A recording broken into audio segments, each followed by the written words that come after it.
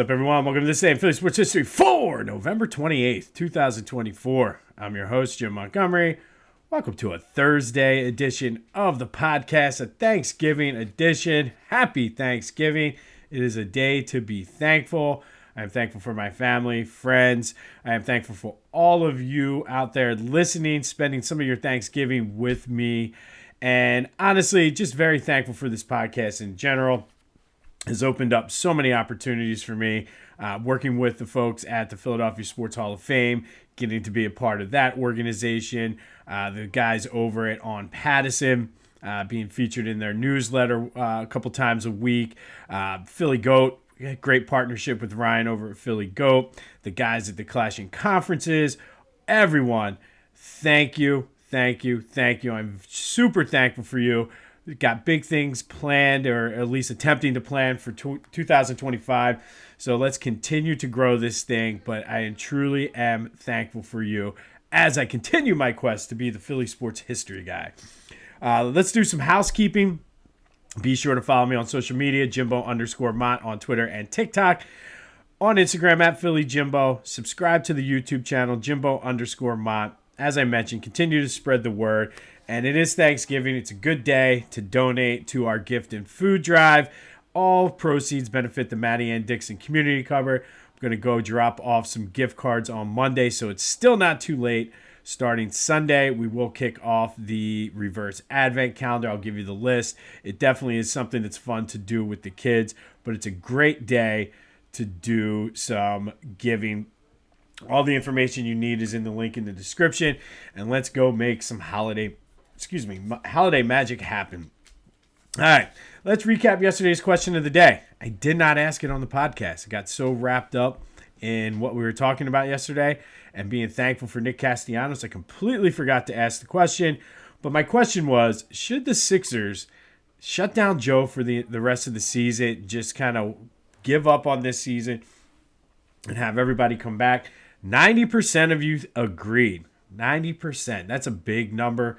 I don't necessarily think it's a bad idea. I know Nick Nurse was talking about wanting to see how his knee responds, and it's been a struggle. So it might be best to just shut him down for a year, have everybody come back, and just start off fresh next year. Thank you, as always, for participating in the question of the day. We'll have a couple fun ones here, and let's start with one. It is Thanksgiving. Obviously, everybody's going to be eating a ton. And no matter whether you do ham, I know some people do prime rib, turkey, whatever. What's your favorite side dish? I'm more of a stuffing guy. Nothing like a little bit of just have the stuffing right there, a little bit of gravy on top. Well, what's your go-to side dish? I know people run the gamut. So what is your go-to side dish? 267-495-8531. That'll get you into the Back to the Future voice and text line. All right, so we were at the Sixers game last night, and it was a fun atmosphere. And it's a shame. I texted this out yesterday. It's a shame that the team is just so bad this year because the atmosphere was fun last night. Wearing the City Connect, the white Spectrum ones, was awesome. I really like them. Even the DJ, like it had like a 70s, 80s vibe to the music they were playing. It was a lot of fun. The kids enjoyed it. Unfortunately, Sixers did not win, 122-115 in overtime. Tyrese Maxey had 39 points and was outstanding. Had to work hard for those 39 points too. And Jarrett McCain he struggled for the second straight game shooting the ball. And that certainly would have helped him, help the team out. He did play well on defense and made some hustle plays, but just struggling shooting the ball. And it's back-to-back games now where he struggled after kind of carrying the team. And I don't want to say it too loud, but ever since he made the proclamation that he's the Rookie of the Year, he's kind of gone in the tank. But Sixers are 3-14, I should say. They play Saturday in Detroit. No word on Paul George or Joel Embiid, but I don't know. I say just shut him down. Just have him shut down and, again, start off fresh. It's frustrating because it was the atmosphere. They do have a good game day atmosphere down there, and just to see them just not not perform on the court. I mean, and they were in the game. It's frustrating. Not trying to be frustrated on Thanksgiving, though. So let's go to the Flyers. Flyers, 3-2 win down in Nashville. Morgan Frost tied it up with 12 seconds left in regulation. Jean Couturier got the game winner in overtime.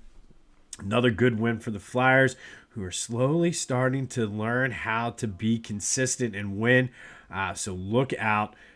Looking forward to this team, and hopefully it's the opposite of what happened last year, where they got off to the hot start and faded down the stretch.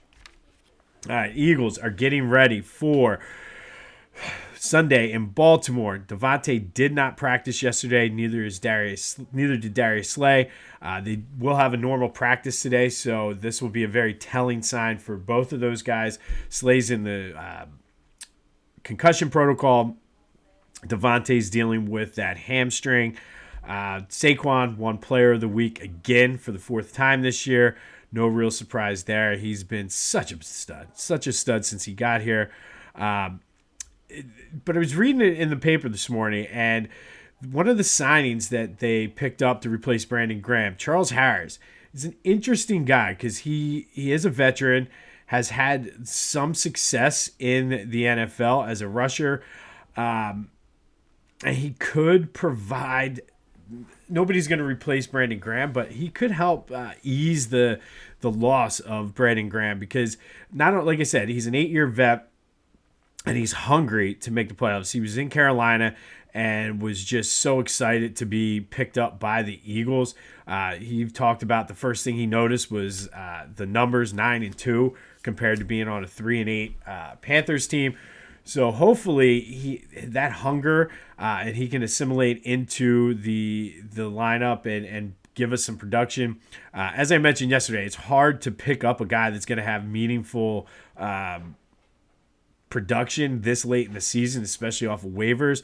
But he is a vet, and like I said, you can't underestimate the power of somebody who's hungry to win in the NFL. So we'll see how that goes. If you're looking for something fun to watch, go to the Eagles Twitter. Brandon Graham's kids did their own little show where they interview guys on the team. It was actually really cool. So if you're looking for something fun to watch, it's a quick 6-minute video. I think it's very entertaining.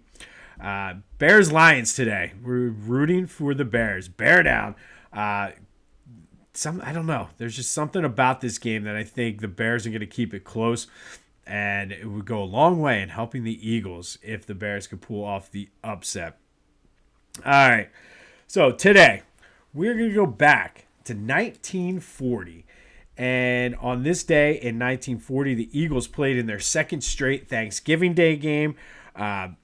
This time they beat the Steelers 7-0 out in Forbes Field. Dick Riffle scored the only touchdown in the fourth quarter, a 17-yard scamper. It was the second straight year they played Pittsburgh in Forbes Field on Thanksgiving. This was the only win of the Eagles in the 1940 season. Very tough season for them. They went 1-10. They set an NFL record for rushing yards in a season, the least amount of rushing yards in a season with 298, less than 1 yard per carry. Let that sink in for a minute because there was not a ton of passing that happened back then. So if you are averaging less than 1 yard per carry, your team is bad. It was a weird Thanksgiving time frame back in 1940 in an effort to spark the economy and get the country out of the Depression. FDR moved Thanksgiving up a week that year to try to give that extra Black Friday shopping time. However, not everybody celebrated Thanksgiving on November 24th. There was about 32 states, most of them Democratic states, that observed Thanksgiving on November 21st. Pennsylvania, which was a Republican-controlled state at the time, said, no, we're not doing it. We're going to celebrate it on November 28th. So there's 2 Thanksgivings in the United States then, but the Eagles played on November 28th. Since it was in Pennsylvania, it was a Thanksgiving Day game.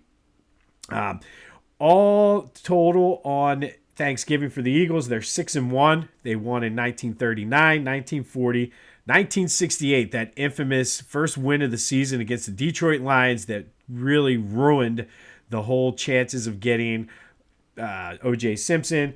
They won in 89, 08, 14, and lost their last appearance back in 2015 to the Lions. But on this day in 1940, the Eagles won for the second straight year on Thanksgiving, 7-0 over the Steelers, their only win of the season. Dick Riffle was the star of the game, scoring late in the fourth quarter. All right. And then finally, it is our last day of saying what we're thankful for in Philly sports. And I think today, because this is a This Day in Philly Sports History podcast, where I'm thankful for just the rich history in Philadelphia.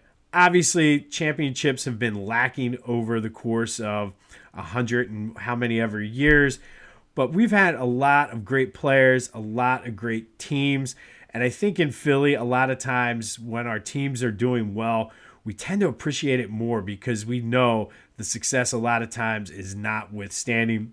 So certainly thankful for the rich history. We've had Hall of Famers. We've had great stories. Had some great teams. Some of them that aren't even here anymore, like the Philadelphia A's, the Philadelphia Warriors, the Frankfurt Yellow Jackets, who won the first NFL championship in Philadelphia. The Big Five we talked about before, so college basketball. At one point in time, Philly was the mecca of college basketball. The connections we make with the teams, but most of all, a lot of that history and a lot of those players and a lot of those teams, especially on Thanksgiving, it brings us together. I mean, it's a way to bond. It's a way to sometimes in some families communicate. I know there was a point in time when I was a kid and going through the typical teenage stuff, just fighting with my dad and being not rebellious, but just having those typical teenage issues. But sometimes what would make it better is we talk about the game. I remember going down to an Eagles preseason game with my dad and just things like that. So I think sports, especially in Philadelphia, it's a way to bring us together. And while the history itself might not always be positive and lacking in the championship department, I think it's worth being thankful for the rich history we have here in Philadelphia, just for the bonding experience. I mean, I remember always going to see my grandmother, and she'd always, whether it was Philly season or Eagle season, it was always, what are the Eagles going to do this year? Why are the Phillies so bad? Or just ways to spark the conversation. So that's why we're thankful for our rich history in Philly sports. Now, we might not have the championships, but we have a lot of good players and teams that we've had. So that is what we're thankful for, all in honor of our gift and food drive benefiting the Maddie and Dixon Community Cupboard. Still time to donate. Even $5 will go a long way. The link is in the description. If you're going to donate directly to them, be sure to mention Maddie and Dixon, or be sure to mention This Day in Philly Sports History so they know where the donations are coming from. But that's what we're thankful for. It is Thanksgiving. The Eagles played on Thanksgiving Day on this day back in 1940, even though 32 states did not celebrate Thanksgiving today in 1940. They moved it back, I think, the next year. It just did not work. And if you know anything about history, it took till we got into World War II to get out of the Depression anyway. But on this day, Eagles beat the Steelers 7-0 on Thanksgiving, their only win of the season. Hopefully we get some good news on Slay and Devontae today at practice. Nick Sirianni is dialed in, said he does not want anybody to wish him happy Thanksgiving until after practice. He's like, then we can celebrate, then we can eat and all that other good stuff. But I want to stay focused going into the game. And that's our coach, ladies and gentlemen. But the second bonus question of the day, what are you thankful for in Philly sports? I went through some of the lists and kind of tweaked it as we were going and went through the past few days. But what are you thankful for in Philly sports? 267-495-8531. That'll get you into the Back to the Future voice and text line. Be sure to go do some holiday shopping at Philly Goat. Use the promo code Jim Montgomery to take 10% off of your order. Check out my boys at the Clashing Conferences podcast. Should be a doozy of an episode this week with the NFC East. But most importantly, happy Thanksgiving. I am very thankful for all of you out there. I truly, truly appreciate it. Just living the dream out here. And I thank you for spending about 15 minutes or so with me on your Thanksgiving. So be safe out there. Don't eat too much. Make sure you wear the elastic sweatpants, whatever you got to do. Let me know what your favorite side dish is and what you're thankful for in Philly sports on the Back to the Future voice and text line. This has been This Day in Philly Sports History for November 28th, 2024. My name is Jim Montgomery, and until next time, gobble gobble.